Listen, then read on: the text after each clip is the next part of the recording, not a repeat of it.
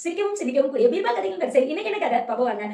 அக்பர் நெறைய தானம் தர்மம் செஞ்சுட்டே இருக்காருங்க. இதனால கஜானால இருக்க பணமே காலி ஆகுற அளவுக்கு நெறைய செய்றாருங்க. இத பார்க்குற பீர்பால் இப்படியே போயிட்டு இருந்தா கஜானா சுத்தமா காலி ஆயிடும் போல இருக்கே. அரசர் குடுக்கலாம் தானம். அதுக்காக இவ்ளோ அள்ளி அள்ளி குடுத்துட்டே இருந்தா நாட்டோட செலவுக்குலாம் எப்படி பணம் மிஞ்சும் அப்படின்னு யோசிக்கிறாருங்க.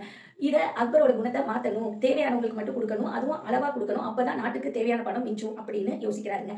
ஒரு முறை அக்பர் தன்னோட சேனாதிபதியோட மாறு வேஷத்துல வீதி உலா போயிட்டு இருக்காருங்க. அது இரவு நேரங்க. அப்போ ஒரு வயதானவர் ஒரு செடிய நட்டுட்டு இருக்கிறத அரசர் பார்க்குறாருங்க. மாறு வேஷத்துல இருக்கிறதுனால அவருக்கு அரசர்ன்னு தெரியலங்க. அந்த முதியவரும் அவர் பாட்டு செடிய நடுற வேலைய பண்ணிட்டு இருக்காருங்க. இப்போ அக்பர் அந்த முதியவரை பார்த்து, "என்ன இந்த இரவு நேரத்துல போய் செடிய நட்டுட்டு இருக்கீங்களே?" அப்படின்னு அந்த முதியவரை பார்த்து கேட்குறாங்க. அந்த முதியவர் சொல்றாரு, "பகல் நேரம்லாம் எனக்கு நெறைய வேலை இருக்கு. நான் இப்பதான் ஓய்வா இருக்கேன். அதனால இப்போ நடுறேன். சரி இந்த செடி வளர்ந்து பெருசா வந்து காய் கனிலாம் குடுக்குற வரைக்கும் நீங்க இருப்பீங்களான்னு தெரியல. உங்களுக்கு இப்பவே 80 வயசு மாரி தெரியுதே" அப்படின்னு கேட்குறாங்க.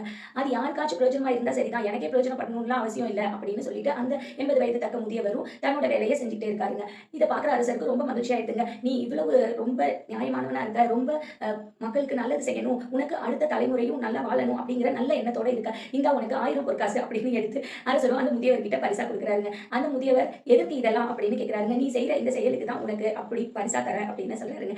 உடனே அந்த 80 வயது தக்க முதியவர், "ஓ! இந்த செடி வளர்ந்து பின்னாடி தான் மத்தவங்களுக்கு உதவும்னு பார்த்தா, இந்த செடி வச்ச எனக்கே இப்பவே பரிசு கிடைச்சிருச்சே! ஆச்சரியமா இருக்கே! அப்போ செடி வைக்கிறதுனால நமக்கு நல்ல பலன் தான் போல இருக்கே!" அப்படின்னு சொல்றாருங்க. இத கேட்டோனே அரசர் இன்னும் மகிழ்ச்சி ஆயிடுறாருங்க. ஆமாமா, இந்தா உனக்கு இன்னொரு 1000 பொற்காசுகள் அப்படின்னு மகிழ்ச்சியா மறுபடியும் ஒரு 1000 பொற்காசுகள குடுக்குறாருங்க. இது 2யும் வாங்கிட்டு அந்த முதியவர் வீட்டுக்கு போயிடுறாருங்க. அடுத்த நாள் அரசவைக்கு அந்த முதியவர் வராருங்க. வந்து அரசர்கிட்ட, "அரசரே, நீங்க தானே நேத்து மாறு வேஷத்துல வந்து எனக்கு பொற்காசுகள் குடுத்தீங்க. நீங்க இவ்ளோ பொற்காசுகள் குடுக்கும்போதே அது நீங்க அரசரா தான் இருக்கணும் அப்படின்னு நெனச்சேன். அதனால தான் அத உங்ககிட்டயே திருப்பி குடுத்துட்டு போயிரலான்னு வந்தேன். ஏன் என்ட்ட திருப்பி குடுக்குற? நீயே வச்சுக்க வேண்டியதானே" அப்படின்னு கேட்குறாங்க. "அரசரே, இது என்கிட்ட இருக்கிறதுலேருந்து காலையில எனக்கு என்ன போய் வேலை செய்றதுன்னே தெரியல. அதான் இவ்ளோ காசு இருக்கே, எதுக்கு வேலை பார்த்து சம்பாதிக்கணும் அப்படின்னு தோணுது அரசரே. மறுபடி எங்க போய் இரவு செடி நடலாம் அப்படிங்கிறத கூட நான் இன்னும் யோசிக்கவே இல்ல. என்னோட எண்ணம் பூரா நம்மள்ட்ட தான் காசு இருக்கே. நம்ம எதுக்கு போய் எந்த வேலையும் செய்யணும்? சும்மா வீட்ல இருந்தா போதும் அப்படிங்கிற எண்ணம் தான் வருது. இந்த காசு தான் இதுக்கெல்லாம் காரணம்னு புரிஞ்சுட்டதுனால இத உங்ககிட்டயே திருப்பி குடுத்துட்டு போயிரலான்னு வந்தேன்" அப்படின்னு சொல்றாருங்க.